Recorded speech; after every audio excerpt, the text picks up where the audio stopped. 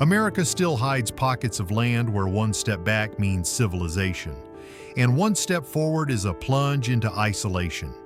Today we're going to step into the top 10 most isolated small towns in the U.S. 10 small towns where isolation isn't just a distance on the map, but a whole way of life stuck between two worlds. They still exist on paper, yet feel completely cut off from the rest of America. There are places where, if you want to reach the outside world, you have to time it just right to slip through a 2.5-kilometer tunnel carved through the mountain. Miss that window and the whole town falls back into silence. And there is one town where setting foot inside is even harder than getting a visa. The law clamps down, history is buried, and the memories of the people who were once forced to live there hang in the air like a sentence that's never been read out loud. In these places, the scariest thing isn't the distance to civilization, but the feeling that an entire community has been put on pause and forgotten, leaving one question with no answer. Is this still America, or an entirely different world? Number 10. Terlingua, Texas. Terlingua is a living ghost town near Big Bend where the desert teaches you that distance is a lifestyle and water is not a convenience, but a daily strategy. This census-designated place sits in southwestern Brewster County near the Rio Grande, close to Study Butte and La Jitas, and it has become a familiar base for people headed to Big Bend National Park. The vibe is part welcome mat, part time capsule. You can feel how a place stays alive while still wearing the shadow of what it used to be. Statistically, the smallness is almost comical in the best dramatic way. The Terlingua CDP population in 2020 was 78 people. The broader Terlingua area, as travelers use the name, can feel larger because of the overlap with Study Butte, but that official number still tells you how extreme the scale is when you zoom in.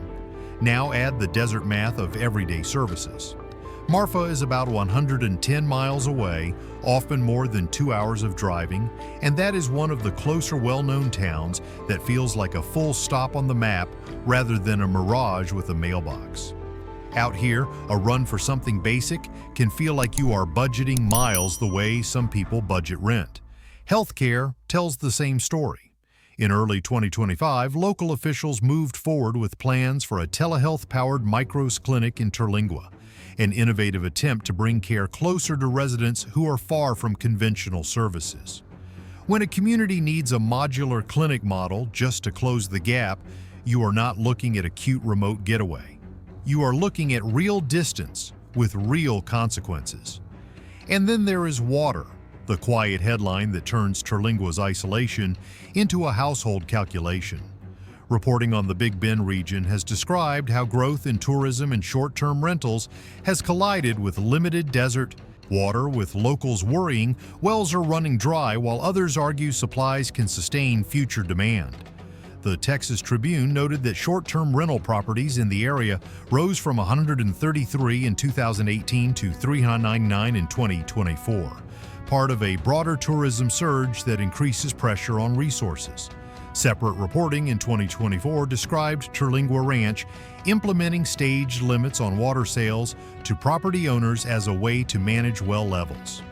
So Terlingua earns its spot here because the isolation is not just scenic, it is structural.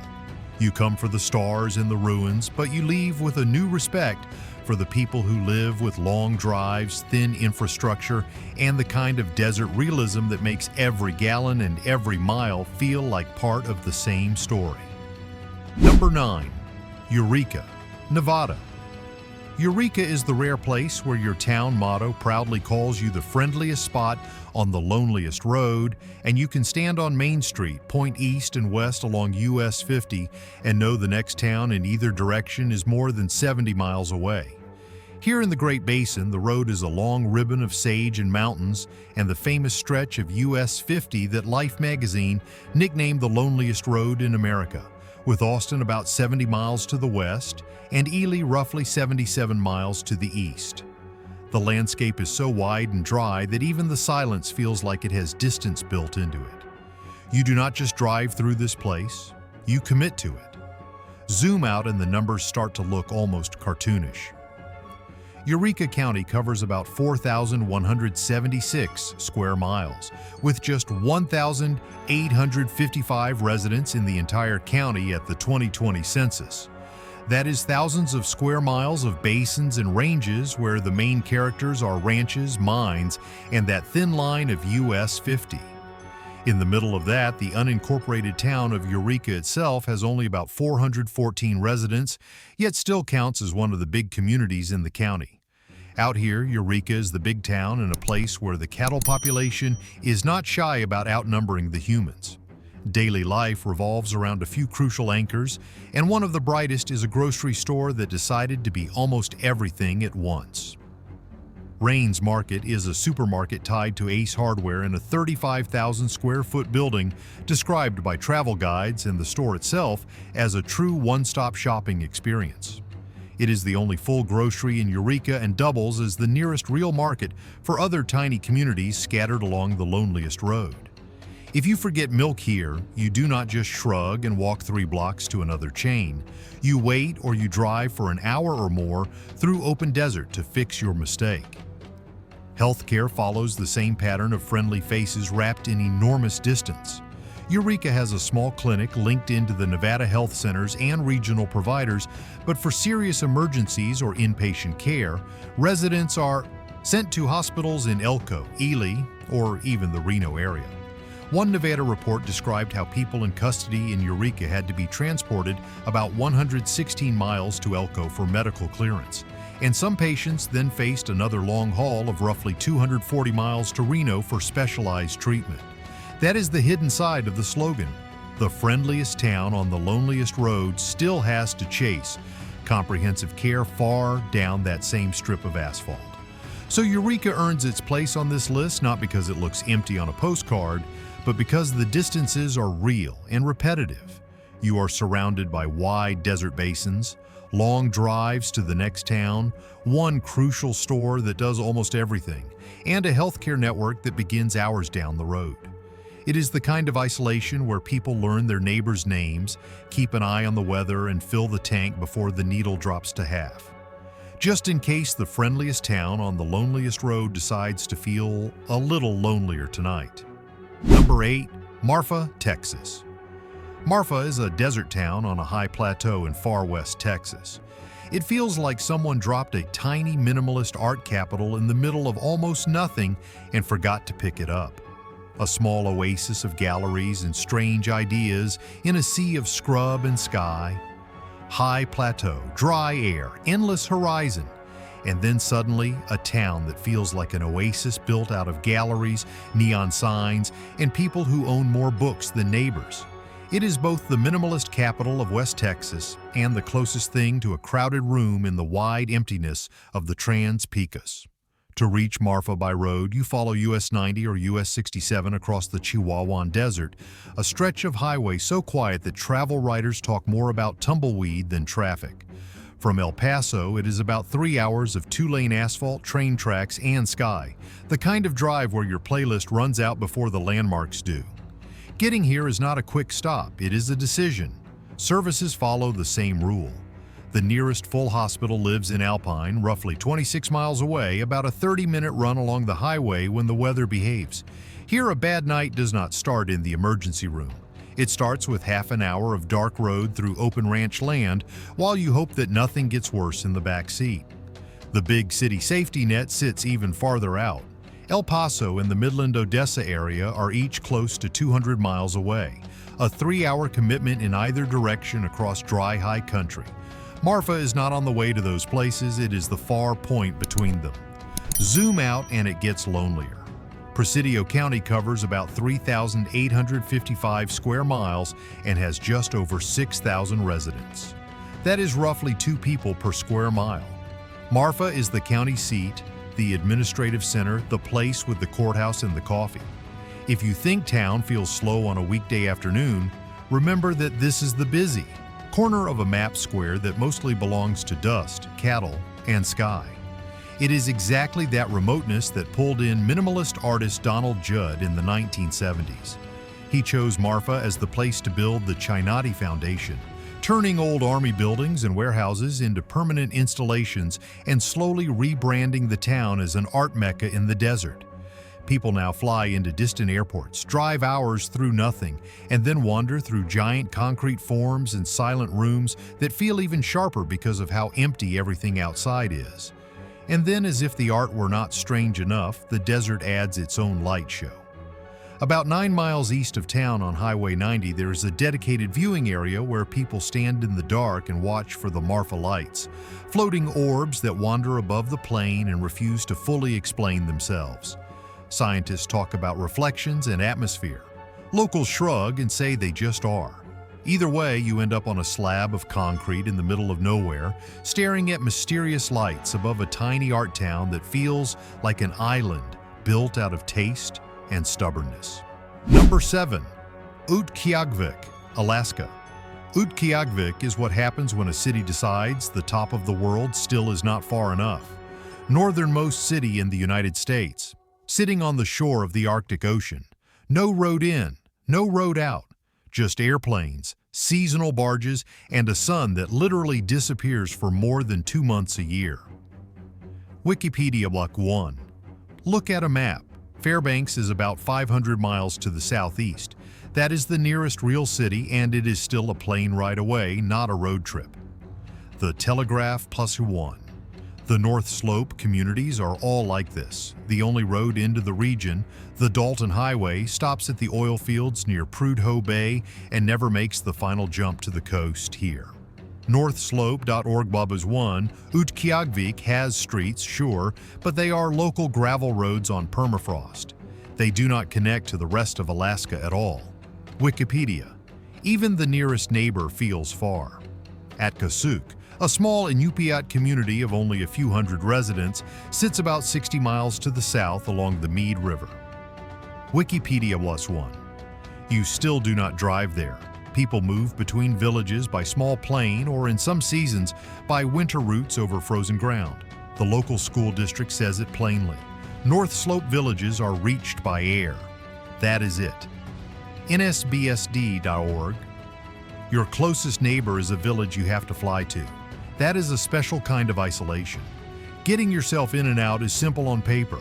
There is a commercial airport, Alaska Airlines and regional carriers fly in from Anchorage and Fairbanks. Travel, Alaska plus 2, Wikipedia plus 2. In reality, the town lives on a tight rhythm of flights and weather. Freight and mail come by air all year. Heavy stuff comes only during a short summer window when the sea ice pulls back enough for barges in an annual sea lift. Wikipedia plus 1. Imagine knowing that things like vehicles, building materials, or a bulk fuel tank might have one shot per year to reach you. Miss that ship and you wait and wait. Then there is the sky. When the sun sets around November 18, it stays below the horizon until about January 22 or 23. That is roughly 65 days of polar night. San Antonio Express News plus 3 about Wikipedia plus 3 AccuWeather plus 3. No sunrise, no sunset. Just a few hours of dim twilight and the glow of the moon and aurora. In summer, the script flips. Around May, Utqiaġvik slides into polar day with more than 2 months of nonstop daylight. The sun just circles the sky and refuses to sit down. The Washington Post plus 1. Between those two extremes sit long storms that turn the town into a white blur facing an endless gray ocean. Daily life here is not just far from the lower 48, it is far from the rest of Alaska. Groceries, medicine, teachers, mechanics all arrive with tail numbers and flight schedules attached. Wikipedia Walk 1. You do not jump in the car and drive somewhere else for the weekend. You watch the weather, check the flight board, and hope the crosswinds behave. Utqiaġvik is an island built on frozen ground. If you think that sounds extreme, the next town on this journey proves you can feel almost as trapped even when a highway technically exists.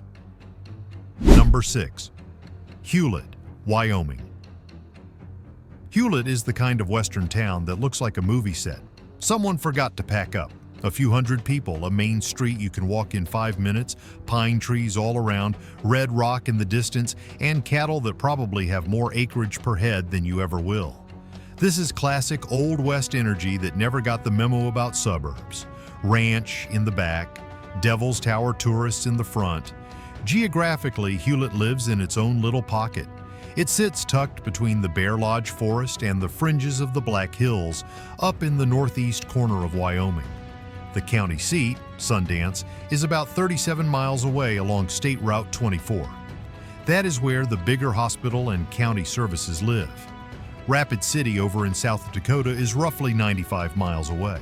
About an hour and a half of highway if the weather plays nice and the deer stay off the road. Inside a radius of 30 miles around Hulett, your options are tiny names like Pine Haven, Colony, Alzada, Rocky Point. Dots, not cities. So Hulett becomes the little center of gravity in a county that is already thin on people. A town of just over 300 becomes the biggest deal for a long stretch of road. If you think that sounds small, remember the alternative is 50 miles of hay bales and a mailbox. That is where Corner Market on Main Street comes in. It is a small town grocery on paper. In real life, it is the pantry for everybody's week. Fresh meat, vegetables, local products, basic household stuff. It has been shouted out as one of the most charming groceries in the state and described as the heart of the rural community. Which makes sense. Out here, the place with the bread, the dog food, and the gossip is less a store and more a life support system. If you forget something, you do not shrug and say you will swing by a big box store later. The big box store is in Belfourche, Spearfish, or Gillette, which means you are talking about a serious drive, not a quick detour. Healthcare tells the same story with a slightly sharper edge. Hulett has Hulett Hometown Clinic right on Main. It is a satellite of the Crook County Medical System. Good for checkups, minor emergencies, the usual small town stuff. But if someone needs surgery, a complicated birth, or a full emergency room, the road leads out. About 37 miles of winding country highway to Sundance, or even farther into South Dakota. In Hulett, a bad night does not end when you reach the clinic door. It starts when you pull back onto the highway with the hazard lights on. Daily life here is strangely simple and strangely intense at the same time. You know the cashier at Corner Market, the nurse at the clinic probably knows your family history better than you do. The sky's big, the nights are dark, and when the tourists leave after a day at Devil's Tower, Hulett shrinks back to its real size. Just a handful of streets holding the line between forest, pasture, and a lot of empty map. If that sounds remote, the next town takes the same idea and strips away even more support until the isolation starts to feel like a full-time job. Number 5. Red River, New Mexico. Red River is the kind of town that feels like someone built a ski resort, then forgot to add an exit. Fewer than 600 year-round residents, elevation around 8,700 feet. A tiny strip of lodges and cabins wedged in a narrow canyon of the Sangre de Cristo Mountains, wrapped on all sides by 1.5 million acres of Carson National Forest. You are not just up in the mountains here, you are inside them. Drive a few minutes out of Main Street and the town just vanishes. One moment it is neon signs, ski rentals, and coffee. The next it is nothing but tall pines, creek, and switchbacks. Red River sits on New Mexico State Road 38, the Enchanted Circle segment between Cuesta Red River and Eagle Nest. Every direction out is a mountain drive, not a casual commute. From Taos, it is about 35 to 36 miles to Red River. Plan on 45 minutes to an hour of winding over a pass, depending on weather and how brave you feel about guardrails. Head the other way toward Eagle Nest and it is around 17 miles, roughly 23 to 30 minutes, with stretches of 7 to 8% grades as you climb and drop along NM 38. Not impossible, just enough curves and elevation to remind you that a wrong day of snow turns scenic into you should have stayed home. Then there is the snow itself. Red River regularly shows up on Snowiest Place in each state, lists as New Mexico's champ, with average snowfall around 151 inches a year at roughly 8,661 feet. That is almost 4 meters of snow. Winter here is not a season, it is a personality. Roads ice over, plows work overtime, and the mountains feel like they are politely closing the door on the rest of New Mexico for a while. Medical care follows the same pattern. The town has EMS and a basic clinic, enough for minor issues and resort mishaps. But the nearest real hospital is Holy Cross in Taos, about 25 to 30 miles away on that same mountain highway. In Red River, a midnight emergency does not start with sirens and a bright ER sign. It starts with half an hour of white knuckles and snowpack dropping down the canyon in the dark toward Taos and hoping the road stays under you. Permanent population hovers around 500 to 600 people, most working in tourism, service jobs, or vacation property. But in winter and summer, Red River can swell into the low thousands in a single day thanks to the ski lifts and summer activities at Red River Ski and Summer Area. For a moment, it becomes a crowded little island in the middle of deep forest and high peaks. Then the weekend ends, the cabins empty out, and the town shrinks back into a small knot of lights at the bottom of a cold, dark bowl of mountains. For some people, that sounds like paradise. For others, it is beautiful, lonely, and just a little bit trapped. Number 4. Tucumcari, New Mexico. Tucumcari is a little high desert city that still looks like Route 66 never ended, and the motel sign is the main character. Fewer than 5,000 people. A dry plateau in eastern New Mexico. Old billboards once promised Tucumcari tonight to every driver on the Mother Road. Now it feels more like Tucumcari, still here in flickering neon. Look at where it sits. To the west, Albuquerque is around 175 miles away, about 2 hours 40-something on the interstate if the wind behaves. To the east, Amarillo in Texas is roughly 116 miles away and still well over an hour and a half of driving. Even the bus takes close to 3 hours for that run. Whichever way you point the hood, you are looking at more than 100 miles of highway before you hit a real city. You are in the gap, not at the destination. The money story matches the map. About 31% of the population lives below the poverty line. That is way above the state average. Median household income sits around $39,900, only about 2/3 of the New Mexico median. This is what a town looks like after the trains slow down, the freight routes change, and the golden age of Route 66 moves to Instagram instead of the gas station. The neon is still pretty. The wallets are thinner. Healthcare draws the boundary of that isolation in a different way. Tucumcari has Dr. Dan C. Trigg Memorial Hospital, 25 beds, a critical access hospital that anchors care for Key County and the surrounding high plains. For a lot of things, it works. For anything big, the road calls. Major surgery, complex cancer treatment, serious trauma. Those cases move on to Amarillo or Albuquerque. That means another 100 miles or more in an ambulance or on a medical flight. The entire region leans on a 25-bed hospital and a couple of long escape routes. By day, Tucumcari plays the role of a friendly relic. Murals of classic cars on stucco walls, old motels kept alive as retro stops for road trip pilgrims. Empty lots where something busier used to stand. By midnight, when traffic on Interstate 40 thins out, the town shrinks to the sound of wind, the dark outline of mesas, and a handful of neon signs buzzing in the desert air. It feels like a place caught between a loud past and a quiet present. And if you think that is lonely, the next town on this list shows you what happens when even the highway energy starts to disappear. Number 3. Whittier, Alaska. Whittier feels like a town designed by a mountain, managed by the ocean, and scheduled by a 2.5-mile tunnel that makes you check the time before you even check your gas. You do not just arrive in Whittier, you negotiate with it. This tiny place sits at the head of Passage Canal on the edge of Prince William Sound in southern Alaska, roughly 58 to 60 miles from Anchorage if the weather feels generous and the road feels merciful.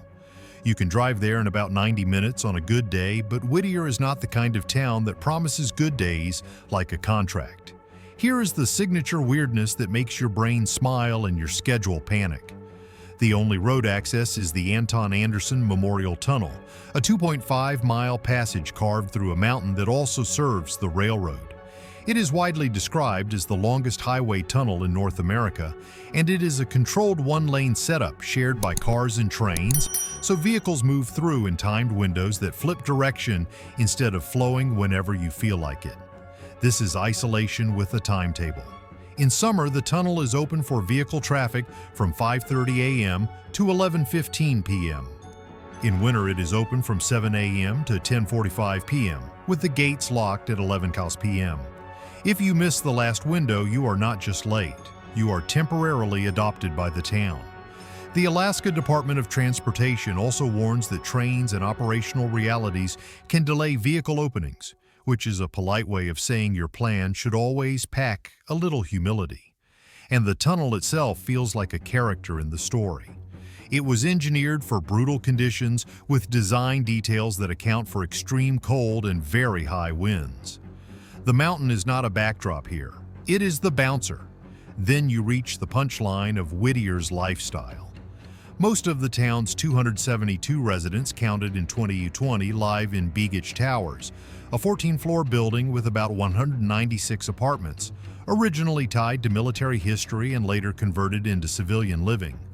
The building concentrates much of daily life, and the school is connected by a passage so kids can move safely when the weather tries to erase the sidewalks. So yes, Whittier is isolated by mountains and sea, but the real twist is that it is also isolated by rhythm. You do not just need gas, you need the right moment. And in a world that worships instant everything, a town that makes you wait feels almost rebellious. Number 2. Point Roberts, Washington. Point Roberts is what happens when a 19th century mapmaker draws a straight line and you end up living the punchline for the rest of your life. This is a small piece of the United States dangling off the Tsawwassen Peninsula, physically attached to Canada and surrounded by water on multiple sides. A town isolated not by wilderness, but by geometry that refuses to apologize. The Oregon Treaty of 1846 set the border along the 49th parallel, and Point Roberts was left south of that line, turning a tiny corner of peninsula into an American outpost with a Canadian front yard. On a normal day, access to the rest of the United States by road means traveling roughly 25 miles through Canada, unless you choose to reach Washington by boat or private airplane to avoid the Canadian drive entirely. That detail is the quiet genius of this town's isolation. You are not trapped by cliffs or blizzards. You are trapped by paperwork, policy, and the choreography of 2 border stations. If you want the signature in one breath, here it is. To drive from Point Roberts to the rest of mainland Washington, you generally have to cross into Canada and then re-enter the United States, which makes your grocery run feel like international diplomacy with a cup holder. NASA even frames the place as a geopolitical curiosity, noting that routine life became especially complicated when border restrictions disrupted everyday trips to school and medical care during the COVID-19 era. The school story makes the isolation feel very human. Point Roberts Primary serves kindergarten through 3rd grade. From 4th grade onward, American children must take an approximately 40-minute ride through British Columbia, crossing back into the United States near Blaine for school. You can hear the absurdity in that sentence and the tenderness behind it. A kid's education here is literally a loop of 2 countries. Point Roberts does have alternatives that sound like escape hatches for the determined. The town has a small airpark and a large marina, which can provide direct access to the rest of Washington without entering Canada. But those are special routes, not ordinary routines for most households. The ordinary reality remains blunt and strangely modern. In Point Roberts, you can live in America and still feel like your driveway is an international border story waiting to happen. Number 1. Kalaupapa, Hawaii. Kalaupapa is not just isolated by cliffs. It is isolated by memory, by law, and by a kind of respect that tells you to slow your voice before you even pack your bag. On the north shore of Molokai, this peninsula was used for the forced isolation of people with Hansen's disease from 1866 until the policy ended in 1969. The history is not a dusty plaque here, it is a living echo. Associated Press reporting in 2025 notes that only a very small elderly group of cured patient residents remains, with 6 people in their 80s to over 100 still calling the settlement home. If you are the kind of traveler who thinks isolation means silence and pretty views, Kalaupapa politely corrects you. The most famous land route is the Kalaupapa Trail, about 3.5 miles with 26 switchbacks and nearly 2,000 feet of elevation change, classed by the National Park Service as strenuous. The trail looks like a workout and feels like a truth serum. It reminds you that this place was never meant to be casual. But the bigger barrier is not physical. It is legal and moral. Visiting Kalaupapa is restricted under Hawaii law and requires permits coordinated through the National Park Service and the Hawaii Department of Health. Most visitors get access through approved guided tours. Even when the park is open, visitation is capped at 100 people per day, and anyone younger than 16 is not allowed. The NPS explains that these limits reflect the long-standing wishes of the patient residents and the need to protect their privacy and peace. The ocean has its own rules too. It is prohibited to come within 1/4 mile of the Kalaupapa shoreline without special authorization, and boat access inside that boundary requires a special use permit. This is not a coastline that invites spontaneity. It asks for intention. And if you are thinking about emergencies, the NPS is blunt. There are no medical facilities in the settlement.